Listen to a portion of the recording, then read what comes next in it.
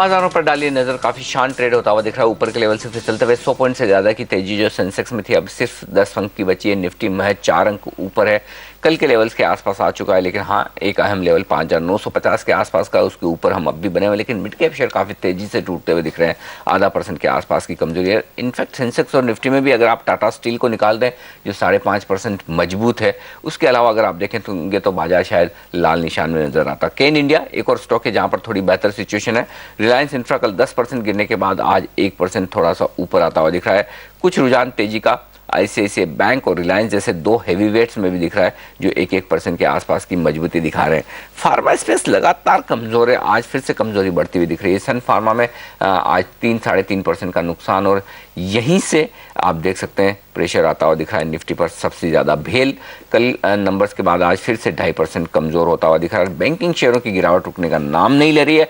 Bank of Baroda, SBI, axis, सारे के सारे बैंक्स अब भी कमजोर हैं। और इस बीच हमारे साथ कार्यक्रम में शामिल हो चुके हैं एडलवाइज कैपिटल के प्रेसिडेंट विकास चमानी। विकास, स्वागत है आपका सीएनबीसी आवाज पर। सबसे बड़ा सवाल ये कि डर ये लग रहा है कि शायद दुनिया भर में इक्विटी मार्केट्स के लिए लिक्विडिटी कम होती हुई दिखे और उसका एक असर भारतीय बाजारों में एफआईज के फ्लोज पर भी पड़ेगा।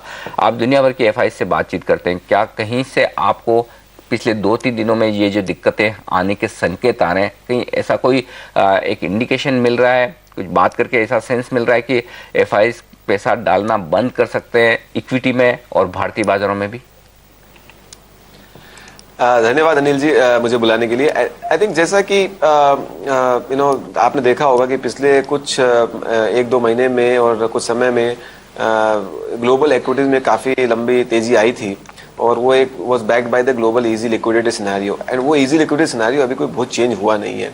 आई थिंक कुछ बार ऐसा होता है कि कोई एक ज़्यादा स्पीड से तेजी आती है जो कि जापानीज मार्केट में हुई, तो उसके बाद एक मार्केट थोड़ा वल्नरेबल हो जाता है स्टीप करेक्शन के लिए on any of the news flow. So आप देखें तो जापानीज बॉन्ड यील्ड पिछले एक हफ्ते में काफ़ी हद तक बढ़ गए, तो उसकी वजह से एक जो इन्फ्लेशनरी एनवायरनमेंट जापान में बना हुआ है उसकी वजह से आई थिंक आपने एक शार्प करेक्शन देखा जिसका इम्पैक्ट सारे बाजारों पर नजर आया। आप देखेंगे तो आई थिंक यूरोप और यूएस के मार्केट काफ़ी स्टेबल थे कल, और आई थिंक आज भी थोड़े स्टेबल ही रहने चाहिए। सो आई थिंक ये जो शॉर्ट टर्म न्यूज़ और नॉइस तो मार्केट्स में रहेगी, तो मुझे ये नहीं लगता है कि जो एक ईजी लिक्विडिटी का सिनारियो है बहुत ईजिली इतना आसानी से चेंज हो जाएगा, क्योंकि ये सब बाकी लॉन्ग टर्म चीज़ें होती है। हाँ, ये जरूर हो सकता है कि जापान ने जो बोला है वो अपना कुछ समय पहले जो स्टैंड बनाया है वो 1-3 महीने में अपना स्टैंड चेंज नहीं करेंगे वो।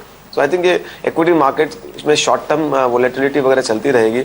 जहाँ तक मेरा इंटरेक्शन है इंटरनेशनल इन्वेस्टर से और उनके जो बातों से लगता है अभी तक ऐसा कोई नहीं है कि भारतीय बाजारों के प्रति किसी ने कोई एक रुख और रुझान चेंज किया है। अभी भी I think long term conviction के साथ इन्वेस्टर्स इन्वेस्ट कर रहे हैं और करेंगे। ये हो सकता है कि शॉर्ट टर्म में अगर कोई करेंसी पे प्रेशर दिखा हो या मार्केट्स कम आए हो तो उसका पेस थोड़ा कम हो सकता है, इसको नहीं डिनाई किया जा सकता है। भारत की बाजार कोई एक बहुत ज़्यादा as compare to other global markets इतनी ज़्यादा तेजी हुई भी नहीं है, क्योंकि अपने लोकल इश्यूज थे। और आगे जितना भी पैसा आया है इसलिए पिछले कुछ समय में, ये इस बात को मद्देनजर रखते हुए आया है। ये सारे इन्वेस्टर्स को इतना पता है कि इंडियन इकोनॉमिक ग्रोथ अभी तक बहुत तेजी से शुरू हुई नहीं है, एक पॉलिटिकल इवेंट काफ़ी आगे है, करंट अकाउंट डेफिसिट का नंबर काफ़ी हाई है, तो उसका इम्पैक्ट करेंसी पे शॉर्ट टर्म में हो सकता है। तो ये सब एफआई जो पैसा डाल रहे हैं ये सब नॉलेज के साथ डाल रहे हैं। तो मुझे लगता है कि अगर इनमें कोई ऐसा थोड़ा बहुत चेंज होगा तो ऐसा कोई उनका व्यू भारतीय बाजारों के प्रति चेंज नहीं होना चाहिए। The big event is I think political event, उसको देख के उसका क्या इम्प्लीकेशन होगा आई थिंक एक दूसरा नया माहौल बन सकता है। पर मुझे लगता नहीं कि एक कोई बहुत भारतीय बाजारों में एफआई इन्वेस्टर्स रिवर्सल और चले जाए ऐसा कोई माहौल बन सकता है। आप कह रहे हैं यहाँ पर कहीं ना कहीं कन्विक्शन है लॉन्ग टर्म स्टोरी को लेकर विकास, लेकिन शॉर्ट टर्म में जिस तरह का माहौल है, चाहे वो कॉर्पोरेट अर्निंग्स हो या फिर जो हमारे कैपिटल अकाउंट डेफिसिट का हाल है, उसको लेकर चिंताएं बनी रहेंगी। तो इस समय आपने क्या कॉन्शियसली डिप्स पर पैसा आते देखा है या फिर कुछ साइडलाइंस पर एफआईआईज बैठे हैं? ऐसा है, इसके अंदर सिर्फ एक चीज आप सुनिश्चित है कि आई थिंक बाजारों में वॉलेटिलिटी काफी हद तक रहेगी। ये मैं कुछ समय से कह रहा हूँ, अभी भी कह रहा हूँ कि आई थिंक यहाँ से मार्केट एक तरफा नहीं जाएंगे, मार्केट में हाई वॉलेटिलिटी सिनेरियो रहेगा, क्योंकि इसमें अलग अलग तरह के नंबर आ रहे हैं। वो सारे नंबर अगर इंप्रूवमेंट भी होता है तो सारे नंबर एक साथ इंप्रूव नहीं होंगे, कुछ नंबर इंप्रूव होंगे कुछ नंबर नहीं होंगे, उसकी वजह से कंफ्यूजन बाजारों में बना रहेगा। दूसरा I think international impact versus local impact में काफी कंफ्यूजन रहेगा।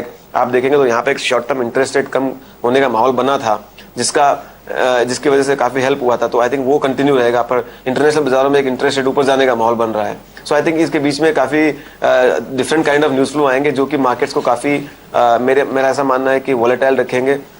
So I think investors have to come in mind, keeping in mind that markets will be volatile and you should be able to live with some amount of sort of downside or volatility, and you should come with a sort of slightly longer term perspective. If you want to have a big political event or uncertainty is out or growth uncertainty is out, then probably you should stay away from the market for next at least 2 to 3 quarters till the time this event is over, and post that probably you can look at it. But I think if you are looking to deploy now, you have to have a 2 to 3 years view with the capacity to live with the volatility and somewhat downside. विकास, आप कहेंगे ये जरूर कि कहना मुश्किल है, लेकिन फिर भी मैं पूछता हूँ कि पहले 56 5700 या फिर पहले 6300 निफ्टी पर? तो आप एक बहुत ही मजे हुए एंकर है, तो आपको पता है क्या आंसर आएगा। तो ये कहना बहुत ही मुश्किल है, क्योंकि इवेंट इस तरह से पैन आउट होते हैं। शॉर्ट टर्म में लिक्विडिटी, बहुत सारे ऐसे इवेंट्स होते हैं जिनका असेसमेंट करना बहुत मुश्किल होता है। सो ये ऐसा एक माहौल जरूर लग रहा है कि एक बार जिस तरह से ये जो वॉलेटिलिटी इंट्रोड्यूस हुई है ग्लोबल मार्केट्स में, कॉशियस अप्रोच जरूर मार्केट्स में आ जाएंगी। इन्वेस्टर्स, ग्लोबल इन्वेस्टर्स एक बार जरूर जो कॉशियस हो जाएंगे। ऐसा नहीं है कि वापस से अगले कुछ समय में अगले दिनों में रैली रिज्यूम हो जाएगी। सो आई थिंक जो एक प्रॉफिट बुकिंग और कॉशियस का अप्रोच है, उसका इम्पैक्ट डेफिनेटली मार्केट्स पर रहेगा। मुझे लगता है कि मार्केट थोड़े कंसोलिडेट होंगे, अपसाइड एक शॉर्ट टर्म में शायद नहीं आए, वो एक जरूर सॉर्ट ऑफ लग रहा है। पर again it depends on how lot of other participates in the market react. So Vikas, क्योंकि आपने कहा है कि यहाँ पर you have to take it with a pinch of salt कि आगे काफ़ी वॉलेटिलिटी रहेगी, लेकिन कहाँ पर अब पैसा कमिट होता हुआ दिखाई देगा? क्योंकि 2 हफ्तों पहले तक यहाँ पर काफ़ी ज़्यादा बात हो रही थी कि banking stocks is the place to be, और उसके बाद हमने देखा एक मेजर शेकआउट भी रहा है, क्योंकि यहीं पर वो सबसे पहले मुनाफा वसूली हावी हुई। तो क्या अब भी इस स्पेस पर नजरें बनाए, अपॉर्चुनिटी है इन लेवल्स पर खरीदारी की और अच्छे रिटर्न्स की 6 to 8 months down the line? जी बिल्कुल, आई थिंक अगर आप देखेंगे तो इंडिया में इंडियन इकोनॉमिक मैक्रोज हैं, ऐसा लग रहा है कि they are falling into place. Interest rate cut की जो ट्रेंड है वो आई थिंक बनी रहेगी, और वो एक बड़ी ट्रेंड होती है। कैपिटल एक्सपेंडिचर साइकिल है जो एक बॉटम आउट हो गया है, फिजिकल कंसोलिडेशन है वो ठीक ठाक चल रहा है, इन्फ्लेशन का नंबर है कंट्रोल हो रहा है। तो आई थिंक अगर उन मैक्रो फैक्टर्स को आप ध्यान में रखेंगे तो लगता है कि यहाँ से एक इंटरेस्ट रेट कट का माहौल बना रहेगा। और आई थिंक इंटरेस्ट रेट सेंसिटिव्स आप डेफिनेटली प्ले करना चाहेंगे, जिसमें बैंकिंग सेक्टर्स प्राइम होते हैं, ऑटोमोबाइल्स, रियल एस्टेट, इंफ्रास्ट्रक्चर और अदर लिवरेज कंपनी, वो सब प्राइम्स होते हैं, प्ले होते हैं। तो आई थिंक उनमें अपॉर्चुनिटी बरकरार बनी रहेगी। खाली इतना ही कहना चाहूंगा कि गिवन द करंट एनवायरनमेंट इनमें भी वोलेटिलिटी बनी रहेगी, क्योंकि एक स्टॉक्स में काफी रनअप हुआ है इन द रिसेंट पास्ट, तो यहाँ पे भी अगर कुछ थोड़ा सिचुएशन चेंज होता है इनमें करेक्शन भी ज्यादा होगा। सो कहने का मतलब अगर आप थोड़ा वोलेटिलिटी के साथ लीव कर सकते हैं तो definitely interest rate sensitive is a place to be, वहां पे आप पैसा डाल सकते हैं, क्योंकि जो कि अदर डिफेंसिव स्टॉक्स हैं उनकी वैल्यूएशंस काफी हाई हैं, उनमें शायद डेल्टा जब चेंज होगा तो इतना नहीं होगा। Most of the returns will come through from the interest rate sensitives. Right, लेकिन आपने डिफेंसिव शेयरों की बात की विकास, और उसी एक सेक्टर फार्मा पर आपसे राय लेना चाहता हूं, क्योंकि पिछले कुछ दिनों से ये सेक्टर काफ़ी मुश्किलों में दिख रहा है। एक के बाद एक दिग्गज कंपनियों के लिए नेगेटिव खबरें आती हुई दिख रही है, यूएस एफडीए की तरफ से या फिर उनके जो कुछ भी नए खरीदार जिन्होंने वो कंपनियां एक्वायर की है। क्या लग रहा है, क्या इस स्पेस में निवेश के मौके हैं, या फिर ये रेगुलेटरी दिक्कतें जो बढ़ती हुई दिख रही है और जिसे हम कहते हैं कि डिफेंसिव मानकर कमज़ोर बाजार में खरीदिए, वहाँ सावधान ज़्यादा हो जाने की ज़रूरत है, या फिर जिन्हें अच्छा खासा पैसा अब भी मिल रहा है वो बेचकर निकल जाए, क्या करें? सी अगेन फार्मास्यूटिकल सेक्टर में 2 बातें हैं। एक तो जो डोमेस्टिक फार्मास्यूटिकल कंपनीज है, दूसरी जो फार्मास्यूटिकल कंपनी जो ओवरसीज एक्सपोजर वाली है। जो ये एफडीए की जो recent I think Wockhardt pharma में आई है, या फिर रैनबैक्सी में कुछ नया नहीं आया है, तो एक पुरानी चीज वापस आई है जिसका ऑलरेडी सेटलमेंट हो चुका था। सो मुझे लगता नहीं कि कोई एक नया ट्रेंड ऐसा चालू हुआ है कि कुछ बाहर आना चालू हुआ है। आई थिंक जो या वोकार्ड में जरूर एक नया आया है, तो पर ये रिस्क तो कोई भी फार्मास्यूटिकल कंपनी में आज से नहीं पहले से है, और ये पहली बार नहीं हुआ, कितनी बार हुआ है। आई थिंक कि एक जब भी कोई रेगुलेटरी आता है तो स्टॉक सफर करते हैं, पर अगर कंपनीज अच्छी है, मैनेजमेंट अच्छे हैं, तो they come out of that and I think resume that sort of growth path back, because I think technical issue, regulatory issue, और ये काफी regulated sector है और health related है, तो I think काफी इसका impact भी होता है। तो तो आई थिंक वो अनसर्टेनिटी तो इस सेक्टर में रहेगी ही।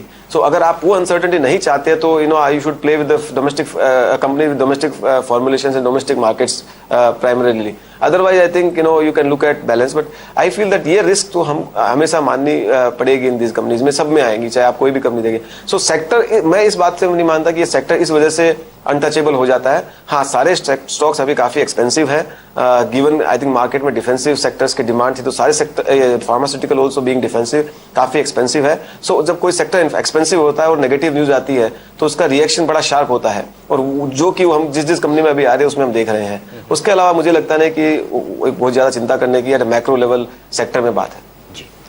विकास, बहुत बहुत शुक्रिया आपका CNBC आवाज़ के लिए वक्त निकाल कर आज बाजार पर अपनी राय देने के लिए। और इस बीच बाजार आप देखिए लाल निशान में फिसलते हुए दिख रहे हैं और 7 पॉइंट की कमजोरी के साथ सेंसेक्स पर ट्रेड हो रहा है। निफ्टी भी कमजोर हो चुका है, मिड कैप इंडेक्स में तो पहले से कमजोरी है ही। लेंगे एक ब्रेक और ब्रेक के बाद बाजार के एक और दिग्गज से बात करेंगे। मक्वारी कैपिटल के MD और हेड ऑफ राकेश अरोरा हमारे साथ कार्यक्रम में शामिल होंगे इस ब्रेक के बाद।